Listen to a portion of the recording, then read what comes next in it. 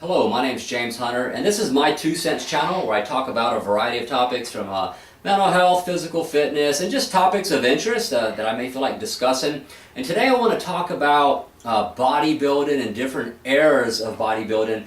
And is it fair? Is it fair to make comparisons between bodybuilders of different eras? For example, bodybuilders from the 60s, 70s, the golden era, if you will. To say got bodybuilders in more recent history of the current era right now, all the way back to the late 90s and early 2000s and so on. Is it fair to compare bodybuilders and as far as it being a level playing field? I'm going to talk about a few things in this video in regards to that topic. Earlier this week, or this past week, it may have been Friday or a day or so ago, on Instagram, Dorian Yates posted a photograph, and I'm going to put it up here, of himself in the back double biceps, back bodybuilding pose of himself, and also of Arnold Schwarzenegger. Now, there's a few things wrong with this that I'm going to point out. And first of all, people cherry pick photos. Now, there's no doubt that Dorian Yates is phenomenal in his conditioning, very thick, muscular back. He was very exceptional, and he was top of the notch for his era. But the problem is when you cherry pick photographs, you can pick photographs of other individuals that are not necessarily representative or show them at their best. So this photo of Arnold Schwarzenegger, it's from an angle, from behind at an angle. It's not full on flat from behind where you get a better idea of the thickness of Arnold's back and his conditioning.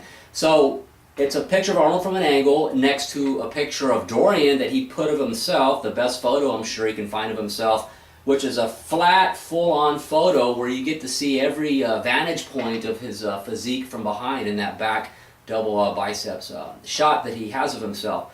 So I'm going to throw up some other photos of Arnold Schwarzenegger in this video that shows some better photographs of him from behind, full-on flat view, not from an angle that was cherry-picked by Dorian, that will give you a better idea of the thickness of Arnold Schwarzenegger's back and his conditioning.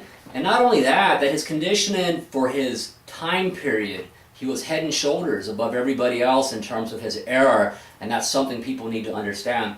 So let's talk about a few things here, and let's get right to it. So logically speaking, the logic I'm going to use, it goes both ways. So let's talk about it in one direction. If you take someone like Arnold Schwarzenegger or any bodybuilder from his era that was the upper tier or top of the notch for their era, and you transport them into the future, into this modern era, you take Arnold Schwarzenegger, who would have been significantly taller than Dorian Yates. In his physical prime, Arnold was probably more around 6'1.5" in that era.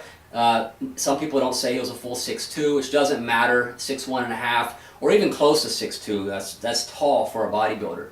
So you take someone of Arnold's physical gifts in this era and apply the concepts of nutrition, what we know about how to approach your eating, as far as your strategy for food prep and competition. You give him access to the same supplements, the same drugs, the different types of bioidentical hormones that are available in this era. You got things like somorelin, human growth hormone, different types of anabolic agents that were not available back in Arnold's era.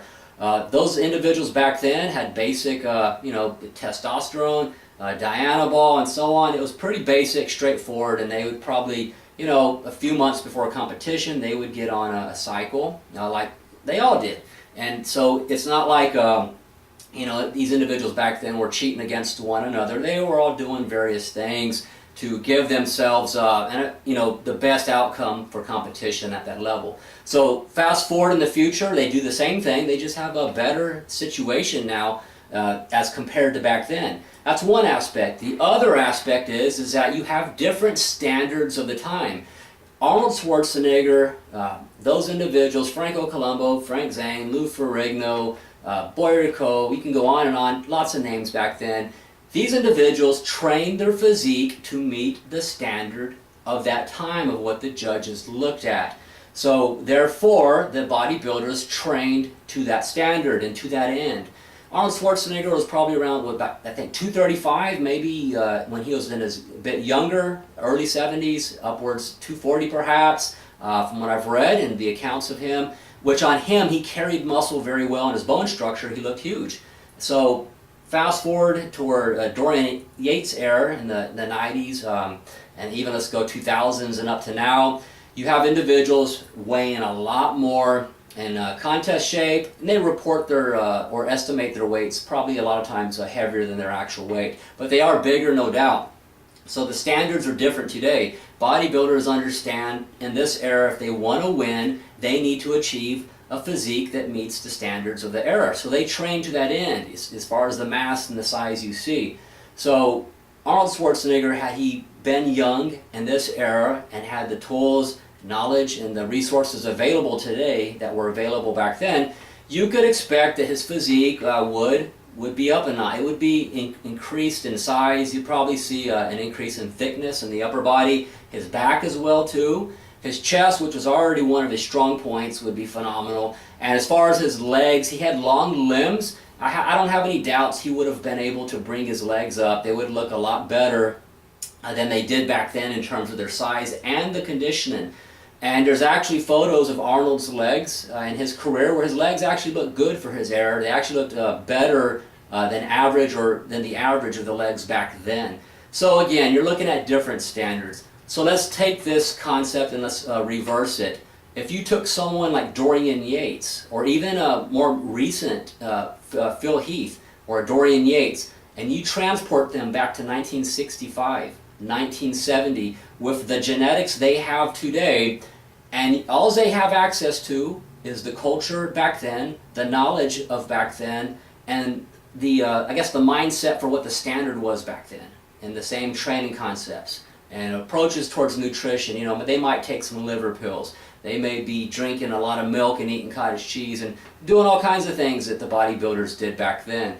They would look good. You know, they would have good physiques. They would be competitive, but they would not look like what they look like today. And you got to understand something else for those of y'all who are not aware of such things like side enhancement oils that some bodybuilders use, like Synthol and so on.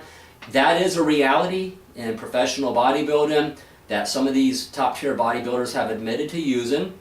So go back to the 70s, 60s, you know, that type of stuff, you know, was not around as far as, you know, as far as what I've read and from what people talk about in terms of the evolution of things that people have used. So you take away the things that they have access today, the Dorians, the Dorian Yates, the Phil Heaths, and so on, and Ronnie Coleman, even you know, a little bit further back before or after Dorian rather. So you take these guys, put them in the 1960s, 1970s. Yeah, they would look good and they'd be strong. They would have good physiques, above average for, you know, the individuals around them. Could they still win back in that era? Yeah, I'm not saying that they would not still be, you know, the upper tier, the top-notch bodybuilders. But what I am saying is they would not look like what they look like today in terms of the conditioning and the size and so on. So it flows both directions. So the only realistic way to make a comparison, which is impossible to do, is if you have if you get the bodybuilders from different eras, have them in their physical primes, unless you have a time machine or something, allow them to have the access to the same type of training principles, nutrition, drugs, and so on, and then see what's up and see what happens. And also, they're training for the same standard of that era. So these are things, you know, in all fairness, you have to consider. And this can be said about sports like boxing and professional boxing, football. You know, they'll talk about Muhammad Ali. You know, he's the greatest of all time. But how would a Muhammad Ali do in today's era? Well, if he was in today's era, same thing. He would have access to the same concepts, approaches towards training, nutrition, technology, and so on. So you would expect him to benefit from that as well, just like any other athlete. And likewise with a lot of our best athletes now, we put them back 30, 40 years ago, and they're not going to have the same opportunities or access, if you will. So these are some of my thoughts. What are yours? And also, in all fairness, you know, nothing against Dorian Yates. You know, his picture of his back is phenomenal. His conditioning, you know, was second to none in his era. But you look at the photo of the back, and he picked that one because he knows that's like his best shot. You know, nobody could beat Dorian Yates from behind. And in fact, Dorian Yates, if he competed today, he would, in my opinion, he beats Phil Heath from behind. So let's look at the front, right? Since Dorian made comparisons to Arnold Schwarzenegger, you know, from a photograph of him in black and white from like forever ago. How about Dorian, with all respect, how about you put up a photo of your side chest next to a good photo of Arnold in his physical prime, in his best condition, of him doing his side chest pose. Arnold Schwarzenegger doing the side chest pose all those years ago is still up there at the top as compared to modern day pros. I mean, you know, there's modern day pros today, a lot of them don't have a chest that's as genetically gifted as Arnold Schwarzenegger's. You know, in his pictures, it looks like you can put a beer can on it or rest a drink on his chest. He had that much thickness, and he didn't have to twist, you know, all the way at an angle to display his chest. He could, you know, from the side, you could see that up the pec, you know, coming over the cross on top from the other sides. He had a lot of thickness. So Dorian Yates' chest was not, you know, his strong point. You know, you could say as perhaps one of his weaker points or body parts.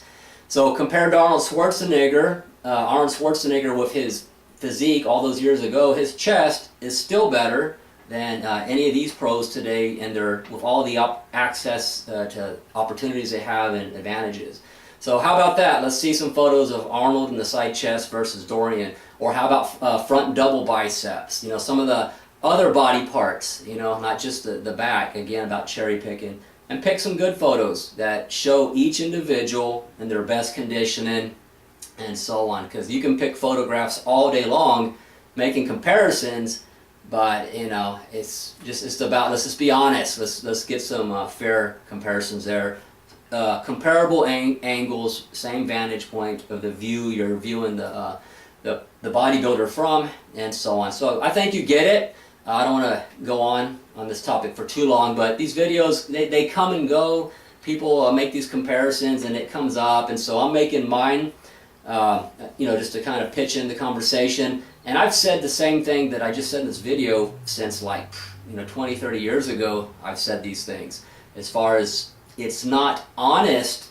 Well, it's not honest if a person doesn't get these concepts. If they're just that naive, then I guess they're not doing it on purpose. But if you know better, you know, it's not honest to compare yourself to someone who did not have the same advantages as you, say 40 years ago, when you have no idea what they could have been if they were in this modern era. So that's my 2 cents on this topic. What do you think? Is it fair to compare bodybuilders of the modern era or recent history to bodybuilders from the 50s, 60s, and 70s, or even the early 80s for that matter? What do you think about that? Also, what about other sports when they talk about, you know, who's the greatest or who's the better athlete, whether it's basketball, football, track and field, and so on and so on. You know, how fast could have Jesse Owens been had he been in our modern era, and so on. So until I make another video, if you would want to subscribe to my channel, I appreciate it. I'll be making more videos on different topics every week.